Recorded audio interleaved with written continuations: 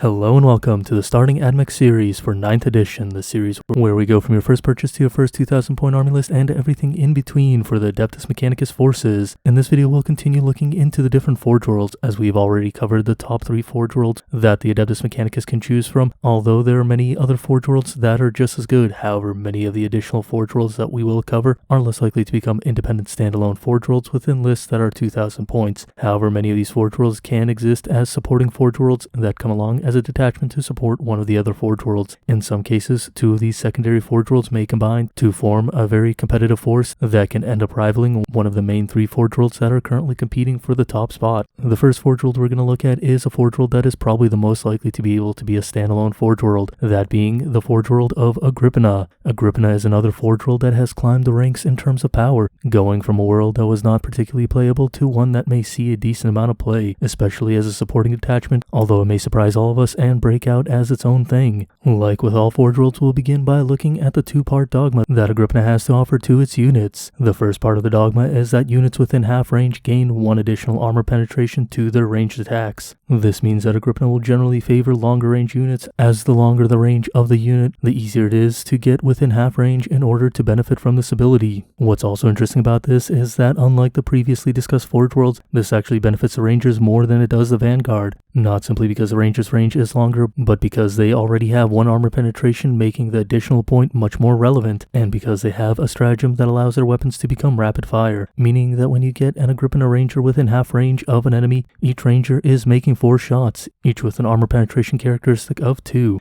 And that can quickly get out of hand when thinking about larger squads of Rangers, especially when you include something like the Manipulus buff on top of that, because all of a sudden that half range becomes easier to get within, and your armor penetration goes up to 3, which is incredibly heavy hitting for anything taking that save roll if it doesn't have a very good invulnerable save. All of a sudden those Rangers are shredding any kind of armor that comes in their way. Outside of the Rangers, it may be tricky to get full value out of this part of the dogma on units with significant range, simply because long range profiles tend to have a higher armor penetration as it is, thus making the additional penetration less relevant on those units. And when you get too close with units that want to shoot, you're prone to being charged and locked into combat. That being said, things like Flyers and the autocannon Iron Striders have a good amount of firepower with low armor penetration that also has a very long range and a very mobile body. Although we've looked at using this part of the dogma on long range units so far, there is some consideration to be made for units such as Infiltrators and Sulfur Hounds, because they're both units that don't mind getting in close range, and as their weapons are pistol profiles for the most part, they can utilize those weapons within engagement range, taking something like the Sulfur Hounds to a total of 3 armor penetration on their Sulfur Breath.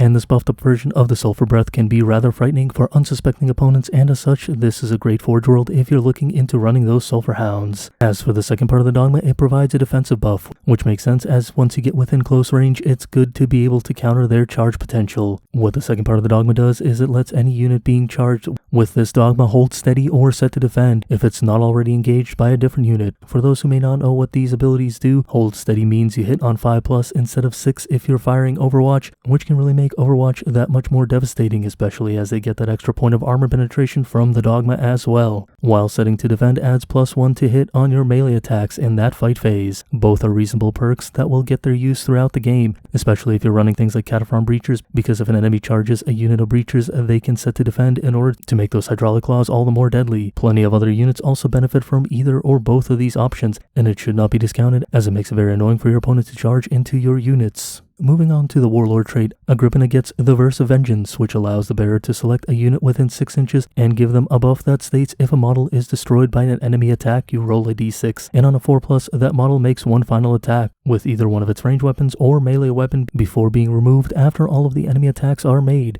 This can be a rather powerful ability potentially, but it's limited to 1 unit within close proximity to whoever has this trait, meaning your opponent can ignore that unit in many cases. That being said, if you can find a way to buff a reasonably sized unit with this and force your opponent to target it, you can get some reasonable mileage out of it. However, you should have a plan to move to a new unit as quickly as possible when that unit is depleted in order to keep this effect going. But by setting it up in this manner due to the short range, you easily open other units to enemy attacks without penalty. It's by no means an easy trait to make use of, and it's probably more complicated than it's worth, but there's some potential in it, although it will probably be left to the sidelines due to its limitations and how many Warlord traits AdMech has access to within the 9th edition. So unless you're trying to have some fun with a very unique trait, it's probably best to leave this one to the sidelines and go for one that's a little more consistent and easier to use. On the other hand, the relic Agripinaa gets is slightly less complicated to use, but still rather difficult, as it gives the bearer the ability to select an enemy vehicle unit within 18 inches, and mark that vehicle unit such that friendly Agripinaa core units and cataphrons within 6 inches of the bearer can reroll the wound roll when attacking the vehicle unit until the end of the shooting phase. This is a very powerful ability, but does require a good amount of setup, as you have to bring the bearer and other units within range of the vehicle unit you wish to target, and you want the vehicle unit to be a big target, whether it's a powerful model or a unit of models. However, if you do meet these conditions, it will be devastating when hitting a large unit of Iron Striders or a Knight, for example. But on the other hand, if an opponent isn't running any vehicles worth targeting, then this does very little or nothing at all. Don't forget, there are armies like Tyranids out there which have no vehicles, so if monstrous creatures become popular, this relic does not become good in turn, and as such, it depends on metas where vehicles are plentiful and powerful. Though if armies like Knights do take off, this will be a powerhouse of a relic and can easily force Agripinaa to be taken within every single list. One last thing that Agripinaa has to offer, and probably an ability that makes Agripinaa stand out a little bit more, is the stratagem known as Indentured Machines, which for one command point allows it to give a unit of cataphrons 1 extra toughness before the battle starts for the duration of the game. However, you are limited to one use of the stratagem unless you're playing a 2000 point game, which allows you to use this twice. Cataphrons in 9th edition have already seen a buff to their durability, as both breachers and destroyers have become much more durable, and this can easily push them over the top as it sets them to 6 toughness, which places them above almost any other large-scale durability unit of their type. More so, there's probably even applications using this with the defense cohort, which further buffs their durability to make 2 units of cataphrons an utter nightmare for your opponent to deal with, even at their now limited size of 6 cataphrons per unit. That being said, Lucius may still be a better choice for something like the defense cohort, but bringing a detachment of Agripinaa outside of the defense cohort for your cataphrons and units who want the extra armor penetration or vehicle hunting relic can be a very valid way of taking your army over the top. As such, I don't know if Agripinaa itself will be a standalone contender for Best Forge World, but is by no means out of the running, and it has solid contention for being a very popular tag-along Forge World that's taken for its ability to beef up your cataphrons and support other units in certain ways. It's excellent to see that a Forge World such as this can retain its overall theme, but come out with something to make it a very interesting part of the greater AdMech as a whole. A very valuable cog in the machine, one could say.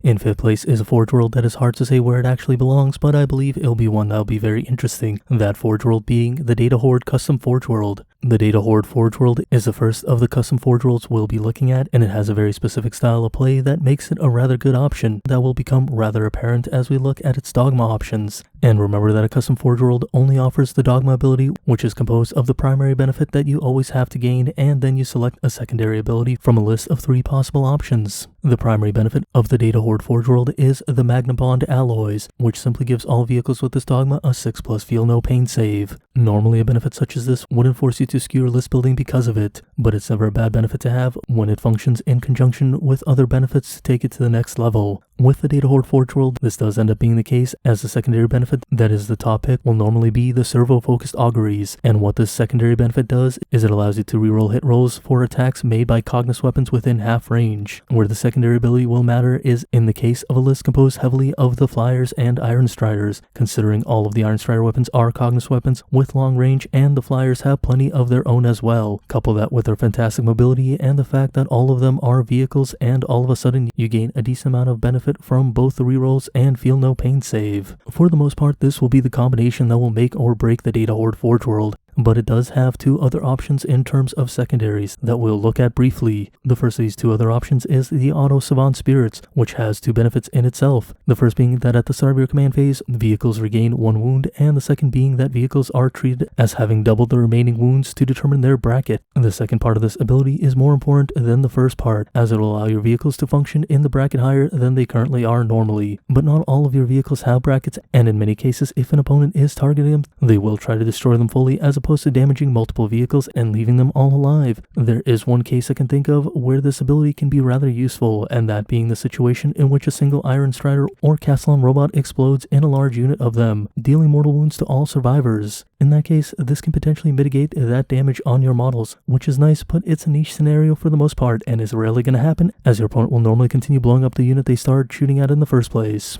Finally, there's the Omnitrack Impellers, which increases the movement of cataphrons and dune crawlers by 2 inches. This is interesting, especially if you have a large amount of cataphrons and want them to be more mobile, but it doesn't particularly stack well with the primary part of the dogma, seeing as cataphrons aren't vehicles, and as such, they don't benefit from the Feel No Pain save. Maybe if the Feel No Pain included cataphrons within the vehicle designation, this Forge World would be far more interesting with this ability. And while the Dune Crawlers do benefit from both parts, you are rather limited on how many you can take, so unless it's a very specific detachment with a very specific goal, it's unlikely you would focus on this secondary. It's definitely interesting to see how this Forge World has changed, as it has gone from a top-end Forge World thanks to its ability to hypercharge arc weapons on cataphrons, to one that is considerably good but with more of a flyer and Iron Strider build in a much more specific niche. It'll be interesting to see where this Forge World ends up in terms of play, as it's in a rather narrow space that can either make it very good or an incredibly rare one to see on the tabletop. In 6th place is another really interesting Forge World, being that of the Forge World of Ryza. Ryza is a Forge World that was on the fringes of seeing play within the 8th edition codex, but was just shy of breaking out onto the top tables of the competitive scene.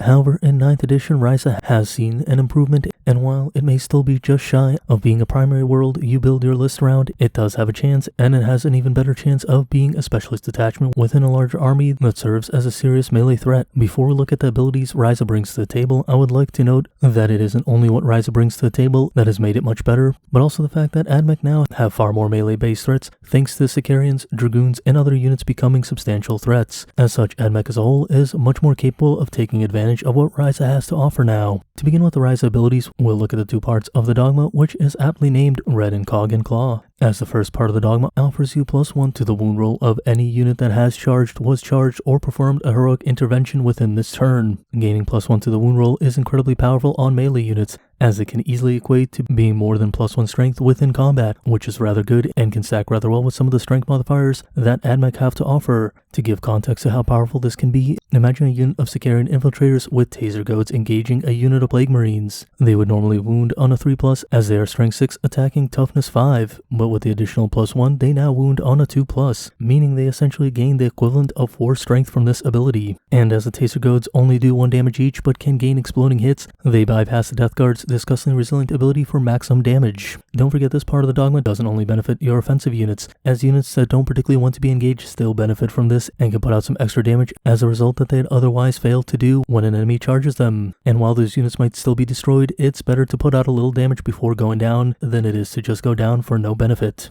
The second half of the Ryza Dogma works very well with the first half, as it continues the theme of making your units that want to be in melee much more potent by adding 1 to the charge rolls made by units with this dogma. This may not seem like much to some, but anything that aids in making that charge is a massive benefit, as a melee unit that fails the charge roll is a unit that misses out on all of its attacks. Combine this with the various rerolls and other options to improve your mobility, and that 1 inch can easily become the difference you need to make a vital charge, as 1 inch will generally increase the chance of you successfully making a charge by more than 10% even without rerolls, which is not a negligible difference. With just the dogma alone, Ryza brings a lot to the table when thinking about melee units, but the Warlord trait Citation in Savagery gives you access to even more options by allowing the bearer to select a Ryza core unit within 6 inches and add 1 armor penetration to the melee attacks of that unit at the start of the fight phase. While this can be powerful, do keep in mind many of the melee threats such as Rustalkers with blades or infiltrators with power swords already have rather high armor penetration, and things like the Dragoons will generally outpace the movement speed of the bearer of this trait. As such, this is usually better with things like infiltrators carrying taser goads or Corpus Cari with their electric punches that have a rather high strength but a low armor penetration. This is by no means a bad Warlord trait, but it's one that isn't as obvious in use as some people may assume at first glance. Had Ryza continued down this path and had a Relic and Stratagem as good as the trait or Dogma, it would be a contender for best standalone Forge World for those who want to play a melee AdMech build. But unfortunately, both the Relic and the Stratagem are a touch underwhelming. The Relic for Ryza is known as the Weapon Shix,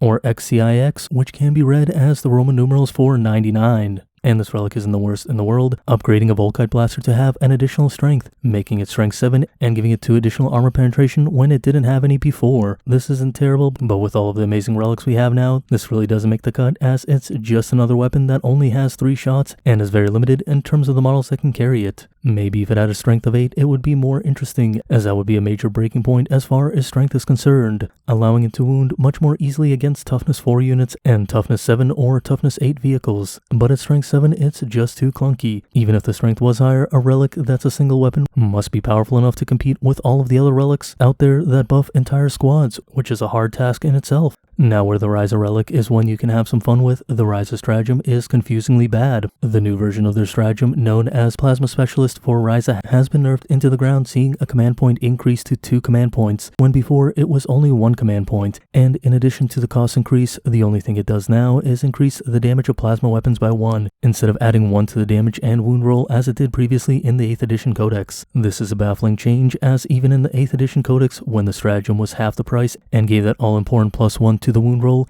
it still wasn't seeing any serious kind of play. Neither was the unit that it was viable on, which was the plasma-equipped Cataphren destroyers. Had this ability not been gutted so heavily, Ryza probably would have had a much higher chance of being a standalone world, and plasma Cataphren destroyers may have easily seen top-level play. As it stands now though, this is at best a very fringe ability on a unit that seems to not offer much in comparison to its alternative weapon loadouts. To wrap up Ryza, it's a Forge World that has definitely improved and has a lot of interesting things that it can do. It will easily be a great option for those who wish to build a very aggressive list that focuses on the melee components of the AdMech, but it does feel like it just missed out on being a much more powerful Forge World simply because of the changes made to Stratagem, and hopefully in the future the Stratagem will see a change to at least regain the +1 to wound, as AdMech is an incredibly command point hungry army that needs a very good reason before it'll invest 2 command points into a Stratagem. Add on top of that, it's a stratagem that only really functions on 1 fringe unit, and you can quickly understand what the issue is. Though with that in mind, don't let the stratagem sour you completely on Ryza, as it has gained quite a lot, and I'm still happy with the overall direction that it has gone in, even if it could use a few important tweaks to solve some of the strange quirks that it may have now. And to wrap up this video, I would say all 3 of these Forge Worlds are rather good and have their potential of being a standalone force. In the following video, we'll probably look at all remaining Forge Worlds, as a few of them can still probably contend either being their own thing or simply being a specialist detachment within other armies, though at the same time a few of them will be a bit underpowered at this point, and they could probably benefit from seeing a bit of a boost. One of the upcoming Forge Worlds may even see that boost in a future supplement, but that's all speculation, so who knows what may happen.